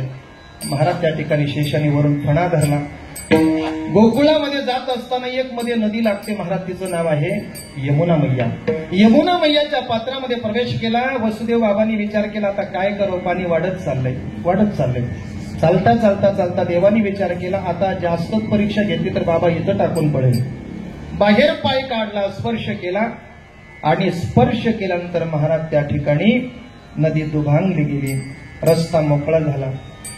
गोकुळामध्ये नंद बाबाच्या वाड्यामध्ये जिथं यशोदा मैया निद्रिस्त होती त्या ठिकाणी जाऊन बाबांनी आपल्या कृष्णाला ठेवलं. तिथं मैया निर्माण झाली होती, ती उचलून आपल्या मथुरेमध्ये बंदीखान्यामध्ये येऊन ठेवलेलं आहे. मला आता इकडचा इतिहास सांगायचा नाही. भगवान परमात्मा तिथं गोकुळामध्ये अवतीर्ण झाला. माया होती तोपर्यंत सगळी माणसं झोपलेली होती. माया जिथं आहे तिथं माणसाला झोपच लागते महाराज. हा, पण जिथं देव येतो तिथं चैतन्य निर्माण होतं, माया तिथं थांबत नाही. सगळ्यांना जागृती निर्माण झाली. यशोदा मैयाच्या जवळ असलेली नंद बाबाची बहीण सुनंदा तिची व्यवस्था करण्याकरता होती. आपल्या वहिनीचं बाळंत पण जवळ आलंय म्हणून ती तिच्या सेवेकरता हजर होती. आणि तिने पाहिलं महाराज की या ठिकाणी काहीतरी गडबड झाली. पाहिलं तर एक गोंडस असं लेकरू माझ्या ताईला, माझ्या वहिनीला, माझ्या नंद दादाला झालाय. एवढा आनंद झाला महाराज, एवढा आनंद. मग मुलगा आहे का मुलगी हे पाहिलं नाही, धावतच सुटली महाराज. नंद बाबाकडे गेली. दादा, ओ नंद दादा, आपल्याला मुलगा झाला, आपल्याला मुलगा झाला. त्याचा आनंद उत्सव महाराज त्या ठिकाणी संपन्न करत झाला.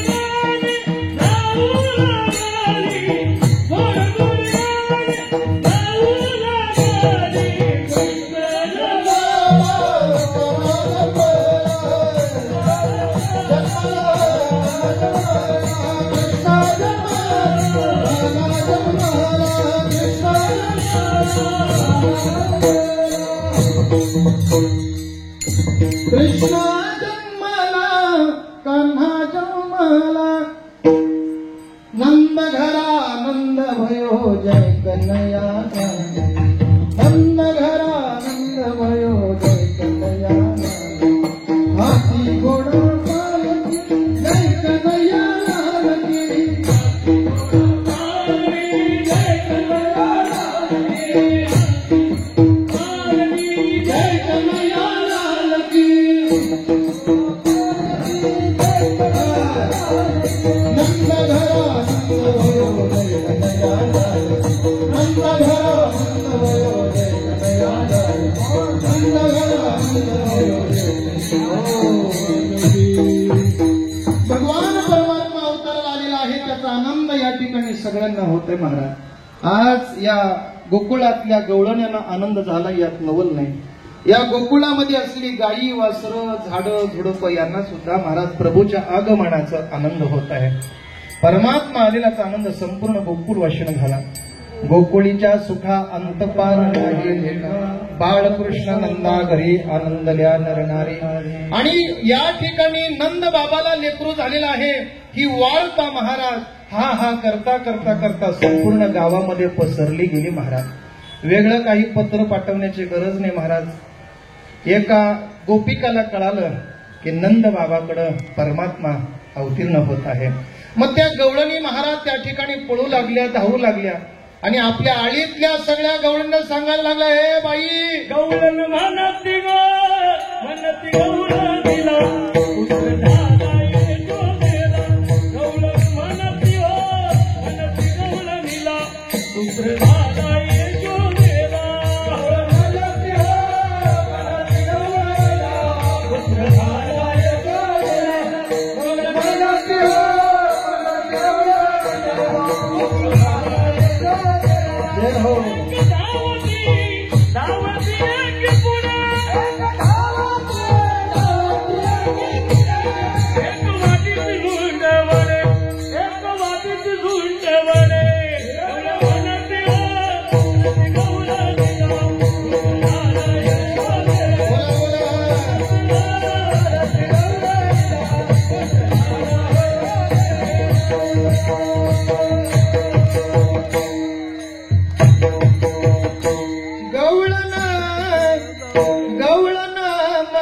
गवळण दिला पुत्र झाला यशोदेला. गवळण म्हणती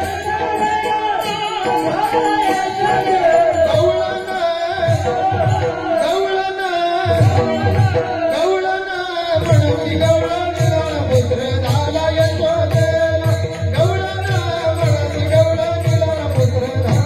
जय हो. अनेक गवळणी महाराज त्या गावामध्ये पळू लागल्या. बाई, तुला कळालं का, आज गोकुळामध्ये नंद बाबाच्या घरी कृष्ण कन्हैयाचं आगमन झालेलं आहे. त्याचा आनंद उत्सव सगळ्यांनी साजरा केला. अनेक गवळणी माझ्या परमात्म्याला पाहण्याकरता येत आहेत. जी गवळण माझ्या कृष्णाला पाहून गेली ती बहार विभोर होऊन जायची. मग दुसरी गवळण तिला विचारायची, का ग बाई, कसा दिसतो तो, कसा दिसतो? मग तिने सांगावं, राजस सुकुमार मदनाचा पुतळा रवी शशी कळा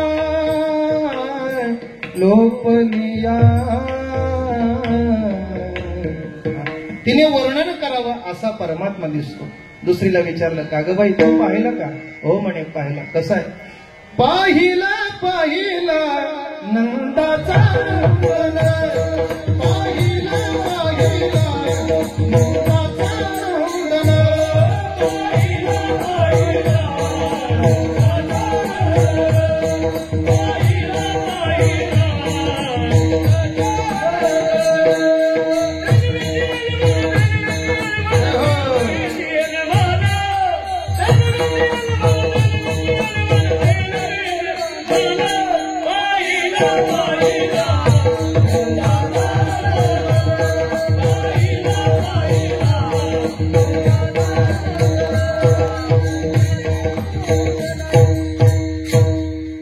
तिसरी गवळण आली. तिने विचारलं, ताई, तू पाहिला का? कसा आहे परमात्मा? तिने आपल्याला जसा परमात्मा दिसला सांगितलं. सावळा देखियाला सावळा देखियाला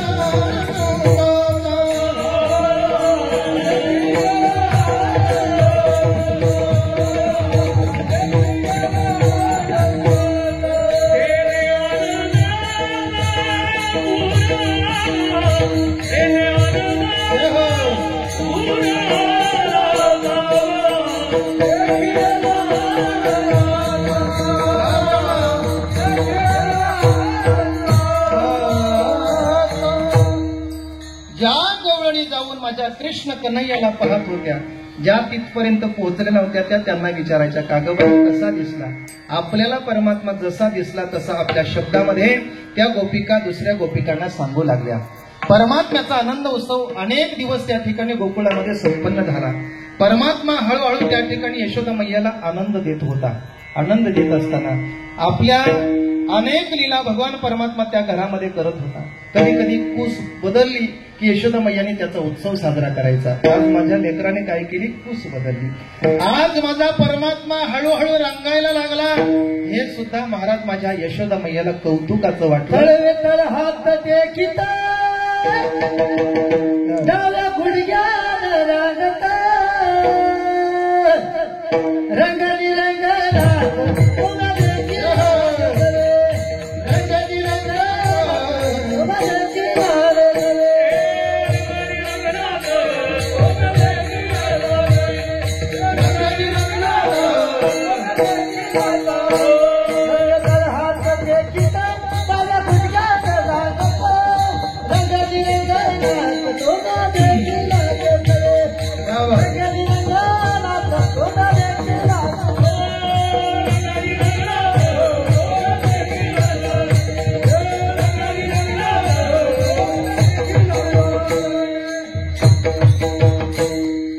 तळवे तळ हात टेकीत डाव्या गुडघ्याने रांगत.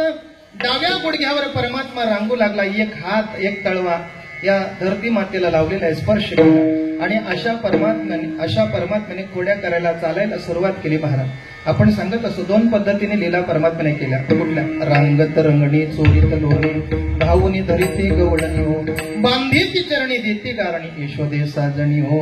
महाराज त्या ठिकाणी परमात्मा हळूहळू रांगत असताना आपले एक मंडळ स्थापन केलं, अखिल भारतीय चौर्य मंडळ. आणि मग परमात्म्याने त्या ठिकाणी बाहेर जाऊन लीला करायला सुरुवात केल्या. जी वस्तू आपल्याला मिळत नाही ती आपण आपल्या हक्काची वस्तू आपण चोरी करून खायची. परमात्म्याने बाहेर जाऊन चोरी करायला सुरुवात केली. असं घर पाहायचं महाराज, फार दह्या दुधाने भरलेलं बाग. तिथं जाऊन परमात्म्याने त्या ठिकाणी चोरी करायला सुरुवात केली. चोरी करत असताना महाराज त्या गवळणीच्या घरचं सगळं खायचं आणि दुधाने पालथी करायची. आजच्या अभंगातून पाहता आहे, बरोबर का? पाहता म्हटलं की गोपाल आणि पाहती म्हटलं की गवळणी. विठाला विठाला. आपल्या गोपालांना यथेच्छ माल खायला दिला की परमात्म्याने काय करायचं, त्या गोपिकांच्या सगळ्या दुधाने पलट्या करायच्या, उलट्या करायच्या. पाहती गवळणी पाहती गवळणी पाहती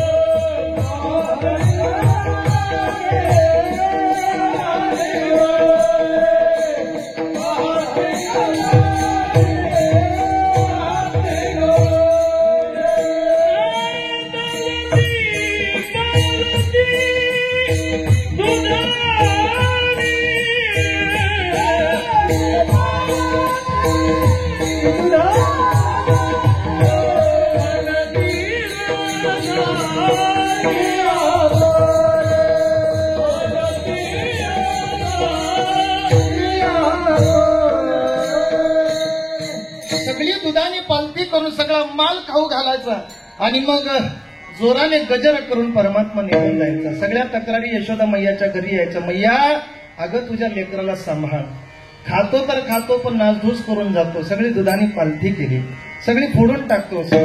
बाकी एक गळून आली, तिने सांगितलं यशोदा ज्याच्याकडे आहे त्यांची ही अवस्था करतो आणि ज्याच्याकडे नाही त्यांची अवस्था वेगळी करतो. काल परवा मी कृष्णचंद्र महाराजांचा भागवत ऐकत होतो. त्यांनी थोडाशी लीला सांगितली. त्यांनी सांगितलं ज्याच्याकडे काहीच नाही त्याच्याकडे जातो, तो विचारतो काहीतरी मला खायला दे. ती म्हणते माझ्याकडे काहीच नाही, काहीच नाही. मग महाराज आमच्याकडे पहाटे पहाटेला येतो. एक दिवशी घडलं काय यशोदे, माझी पोरगी झोपलेली होते, पलंगावर झोपलेली होती आणि हा तुझा कृष्ण परमात्मा आला, काना लाला आला तुझा. आणि आल्यानंतर पाहिलं तर घरात त्यांनी बराच वेळ शोधलं पण कुठं काही भेटलं नाही म्हणून रिकामा कसं जायचं म्हणून काय केलं, माझी मुलगी पलंगावर झोपलेली होती, तिची लांब असलेली वेणी आणि त्या पलंगाला बांधून ठेवली. दाढीची आणि वेणीची गाठ एवढीच आम्हाला माहित आहे पण ही मारलेली गाठ होती महाराज. त्या पलंगाला गाठ मारली आणि पलंगाला गाठ मारल्यानंतर कृष्ण परमात्म्याने सांगितलं आम्हाला देत नाही का, आणि मग तिच्या कानामध्ये भोग केला आणि परमात्मा निघून जातो. यशोदेने पाहिलं तुझ्या लेकाला, पळताना पाहिलं, धावताना पाहिलं. असा हा तुझा कृष्ण कन्हैया खोडाला आहे. यांनी काय केलं, माझ्या मुलीची वेणी त्या पलंगाला बांधली आवाज दिल्यानंतर ती उठल्यानंतर तिच्या केसाला झटका बसला आणि घाबरून महाराज ते गेली. काही बोलन असं झाली. जेव्हा मी जवळ गेलो तिला समजावलं तेव्हा कुठे ती शुद्धीवर आली. मग सांग यशोदे काय करावं? आम्ही काय केलं पाहिजे सांग. अगं तुझ्या कृष्णाच्या खोड्या आवर, नाहीतर आम्हाला या गोकुळामध्ये राहता येईल. आवरी आवरी आपुला कान्हा नासी गेल्या मुच्या सुना. मैया तुझ्या पोराला तुझ्या लेकाला आवर. मोठ्याचं कार्ट झालं म्हणून काही करायचं का? आमच्या घराला येतो काय काय करू आता, किती सांगू याच्या खोड्या. एवढ्या खोड्या माझ्या भगवान परमात्मा करतो. यशोदा मैयाने फक्त एवढंच सांगितलं. का ग तुम्हाला खरंच माझं पोरग चोर वाटतं का? काय म्हणणे आई? आईला पोरग चोर वाटतं का? किती चोऱ्या करणार असला तरी आई म्हणते माझ्यासारखं माझ्या पोरासारखं पोर अख्ख्या गावात भेटणार नाही. सगुण गुणाचे ताने सगुण गुणाचे ताने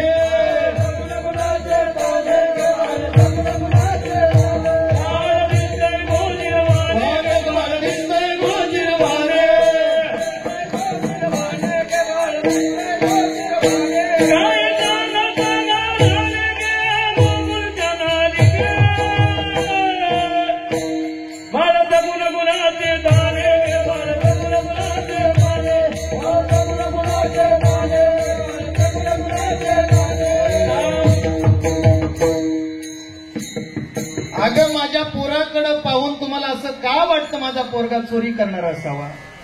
एखाद्याचं पोरगा दारू पिणार असला तरी माय म्हणते माझं पोरग त्यातलं नाही बरं. फार कुठं गटारीत पडलेलं दिसला तरी ती म्हणते त्यातलं नव्हतंच, पण कुणाच्या तरी संगतीत गेला असं. तिला कधीही आपल्या लेकराचं महाराज वाईट गुण ती कधी तिला आवडत नाही. लक्षात घ्या, ती कौतुक करत असते. यशोदा माईने सांगितलं अगं माझं बाळ असं का? बाळ सगुण गुणाचं तान ग, बाळ दिसतय गोजरवण, काय सांगता करान ग गोकुळच्या नारी. अगं तुम्ही काय सांगता महाराज? 5 वर्षाचं माझं बाळ गे, अंगणी खेळ खेळ, कमी नटकाचं घेता आळ गे गोकुळ. माझा परमात्मा माझा कृष्ण कन्हैया तसा नाही महाराज. माझा परमात्मा कसा आहे महाराज? महाराज सांगतात बघा, अगं तुम्ही 12 घरच्या 12 गे गोकुळच्या नारी. श्रीरंग माझा वेडा गे, याला नाही दुसरा जोडा, तुम्ही याची संगत सोडा गे गोकुळच्या नारी. महाराज सांगतात अरे कितीतरी तुमचं सांगू महाराज. अरे माझं पोरग तसं असतं. आमच्याकडे काय कमी आहे सांगा ना? 9 लाख गायी आहेत नंदबाबाकडे. किती? 9 लाख गायी जिथं आहेत महाराज, तिथं खायला काय कमी आहे सांगा महाराज? ते तुमच्या घरी कशा करता येत? आणि जर खरंच येत असेल तर हाताला पकडून माझ्याकडे आणा, मग मी खरं मानेन. आता तो हातात येणार आहे का हो? तो कैसा येईल हातागे गोकुळच्या नारी.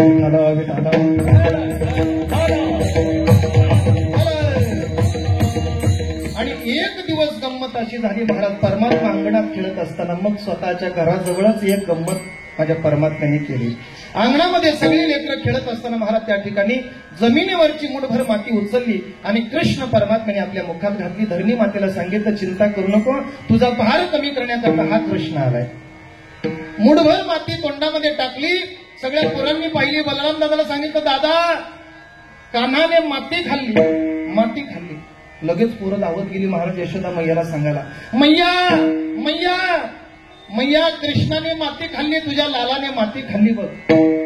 मैया थोडी कामात होती, पण माती खाल्ली एवढा शब्द कानावर पडला ना, मैया धावत आली महाराज. धावत आली. कृष्ण परमात्म्याला विचारते कन्हैया लाला सांग तू माती खाल्ली का रे? यशोदा मैयाला कृष्ण सांगू लागला, आई मी काय तसला दिसतो का तुला माती खाणारा? आई ग आई नाही खाल्ली मेरा माती, नाही खाल्ली मेरा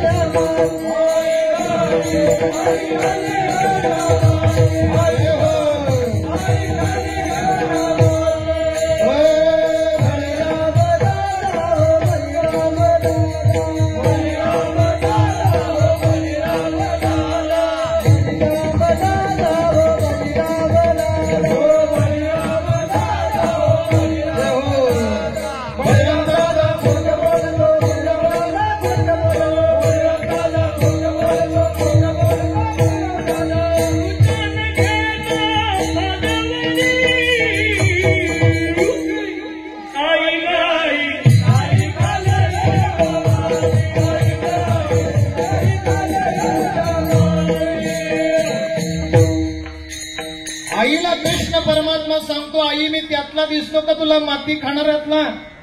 कोणी दगड खातात, कोणी काय काय खातात, त्यातला मी नाही. बरं आई, आई ग आई नाही खाली म्या माती. आईने बलराम दादाकडे बोट दाखवलं, का रे तू म्हणतो नाही खाल्ली, हा काय खोटा बोलतो का? बलराम दादा, बलराम दादा, बलराम दादा खोट बोलतो, खोट बोलतो बलराम दादा. आई कालच त्यांनी पार्टी बदलून घेतली, आता तो माझ्या विरुद्ध आता उभा राहिला. आई हा, त्याच्यामुळं त्याच्याकडे लक्ष नको देऊ तू, आणि या बोलण्याकडे तुम्ही सुद्धा लक्ष नका देऊ. विठाला आईला सांगितलं, आई मी तसला नाही. दादा सुद्धा खोटा बोलतो आणि ही सगळी गोपाल सुद्धा खोटे बोलतात. मग आईने सांगितलं खोटं ते बोलतात ना, मग जरा तोंड दाखव. केला. भगवान परमात्म्याने अशी लीला दाखवली, 14 ही भुवन मातेला आपल्या तोंडामध्ये दाखवली. ते रूप महाराज पाहिलं, महाराज जगाच्या मालकाचे. तोंडातलं भाव विभोर होऊन यशोदा मैया गेली. यशोदा मैयाच्या लक्षात आलं, हे काही खरं नाही आपलं, याला जर गोकुळात ठेवलं तर हे काय करेल सांगता येत नाही. कृष्ण परमात्म्याला सांगितलं, कृष्णा आता तुला इथं थांबायचं नाही, उद्या जाई राणा सवे घेवोनी सवे घेवोनी सवे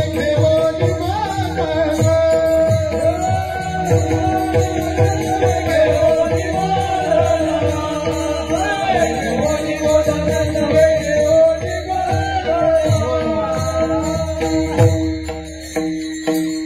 उद्या जाई राणा सवे घेवोनी गोदाना, उद्या जाई राणा सवे घेवोनी गोदाना, सवे घेवोनी गोदाना, सवे घेवोनी गोदाना.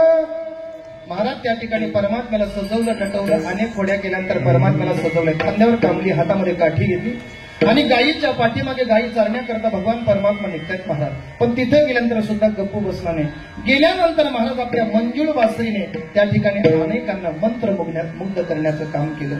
गोपिका महाराज कामामध्ये असताना देवाची बासरी कानावर पडली की सगळ्या मंत्रमुग्ध होऊन जातात. सगळ्या काम विसरल्या, कामधंदा, सगळ्या कामधंदा त्या विसरून जायच्या. मग गोपिका एक एक यायच्या विचार, कृष्णा हे कृष्णा, आता गावातून तू बाहेर आलास, आता तरी मुरली नको वाजू, नको वाजवू श्री हरी मुरली, तुझ्या मुरलीने तानो नको वाजवू श्री हरी. हे कृष्णा, अरे तुझी मुरली बंद कर, नको वाजू. एकही कामामध्ये आमचं लक्ष लागत नाही कृष्णा, नको वाजू. 12 वाजून गेले, नको वाजू आता, आता मुरली वाजू नको. एक गोपिका आली, कृष्णा वाजव वाजव, जेवढी वाजवतं, पण एक लक्षात घे, थोडी हळू वाजव. धीरे से बजाना बंसी बजाने वाले, धीरे से बजाना बंसी बजाने वाले, बंसी बजाने वाले, मुरली सुनाने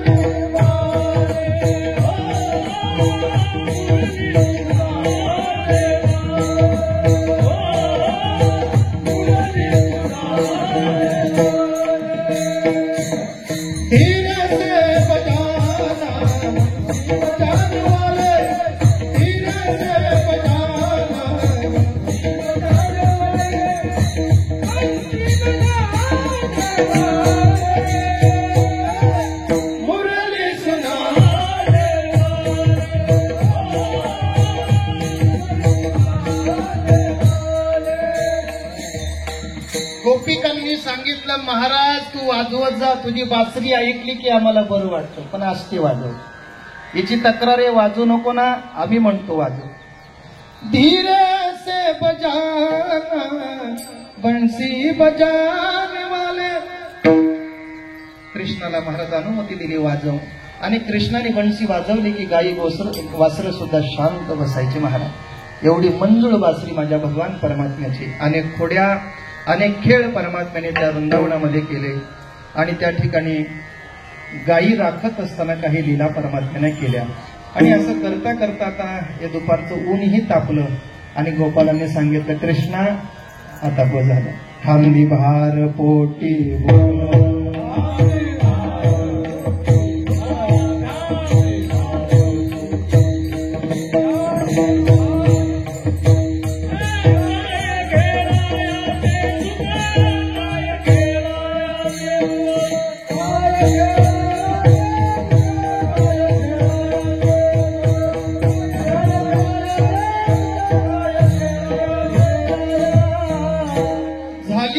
वेळ म्हणती अनाशी.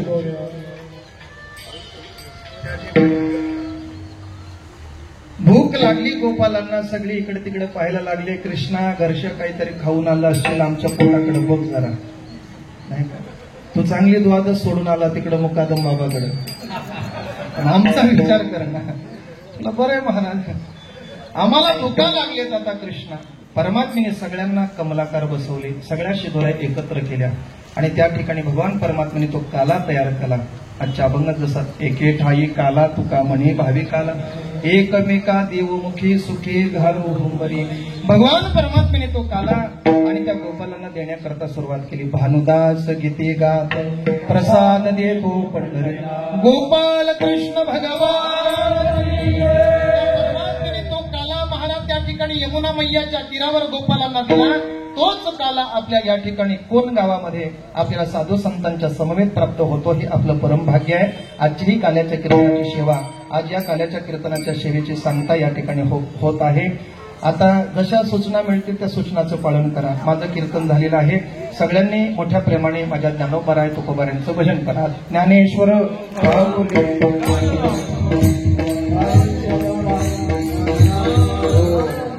कीर्तनाकरता उपस्थित सर्व भाविक वर्ग सर्वांच्या चरणी नतमस्तक होतो. आपण एवढा ऊन तापलेला असताना सुद्धा कुठल्याही प्रकारची गडबड न करता हे कीर्तन आपण श्रवण केलं म्हणून तुम्हाला सगळ्यांना मनापासून धन्यवाद. सगळे या ठिकाणी गुणीजन मंडळी, आळंदीवरून आलेले हे सर्व बालगोपाल मंडळी, कलाकार, गुणीजन वर्ग, गायक असतील, वादक असतील, मृदुंगाचार्य, विणेकरी बाबा असतील, टाळकरी असतील, सर्वांच्या चरणी नतमस्तक होतो. आदरभाव व्यक्त करून आपल्याला सगळ्यांना सप्रेम जय हरी. आपण या ठिकाणी उपस्थित राहिला. आमचे कराळे बंधू या ठिकाणी उपस्थित आहेत.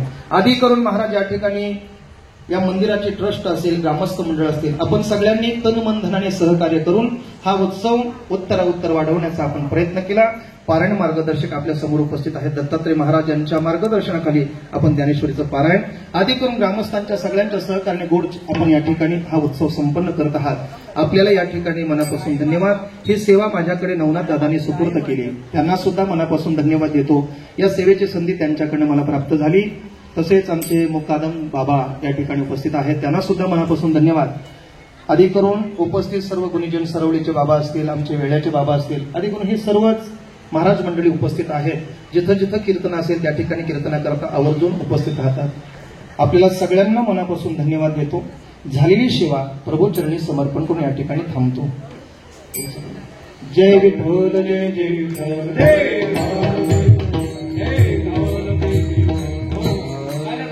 बोला. शिंके लाविले गुरी,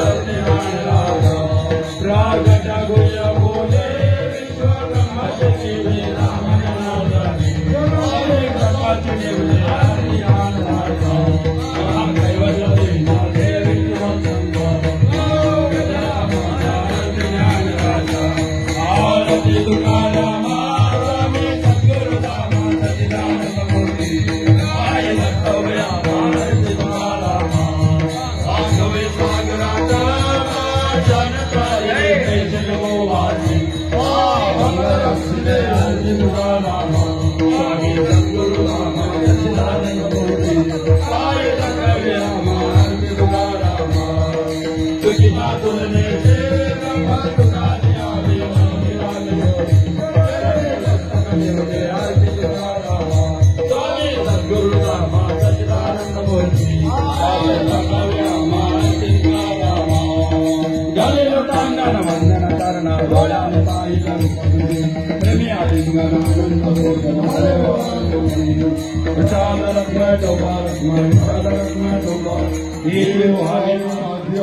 जन्मजन्मी तुझा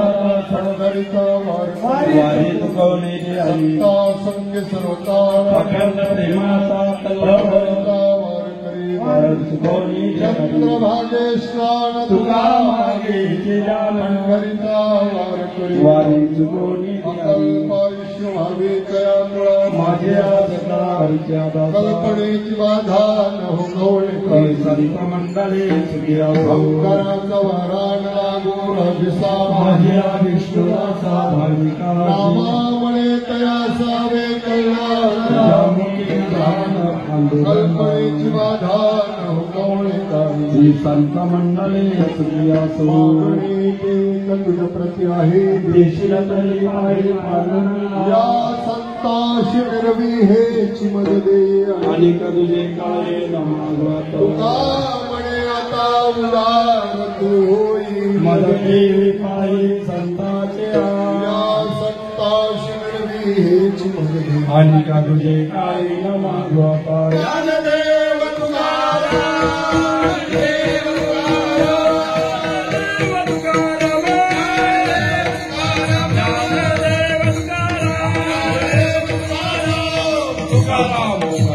श्री अनंत मधुसूदन जगलापका जनार्दन सकल देवादि देवा मानव चक्रधरा विश्वंबरा सहस्रकरा कमल नैना कमलापति भवतारका दर्जा स्थिति मजाई सगुण निर्गुण वसुदेव देवकी नंदना तुकाला लोटांगणी गीत करीत से विनवनी सकल देवादि देव महानंदा मानभवा अतो विश्वात्मके देवे पुरुषोनी मजरावे पसावे जे घरांचे कटी तांडो सत्कर्मीला सेवारो मैत्र जीवांचे दुर्गांचे तिमिर जावो विश्व सुधर्म सूर्य पावो जो देवांचे लतोते लावो वर्षाच्या संगम मंगळी ईश्वर निष्ठांचे मान्याली अनावरत भूमंडळी भेटवता कल्पतरुचे आरव चेतना चिंतामणीचे गाव बोलत्री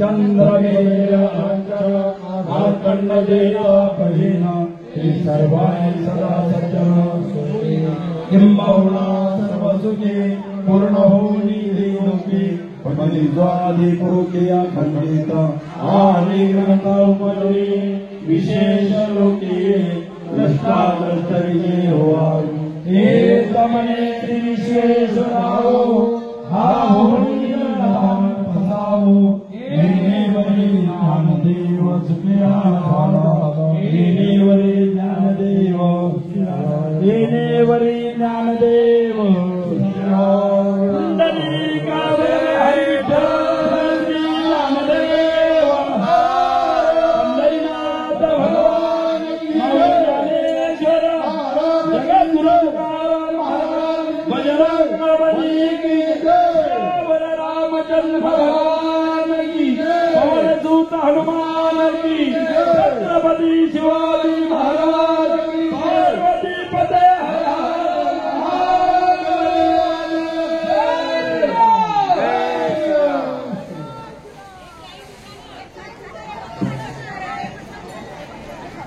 श्रोते भाविक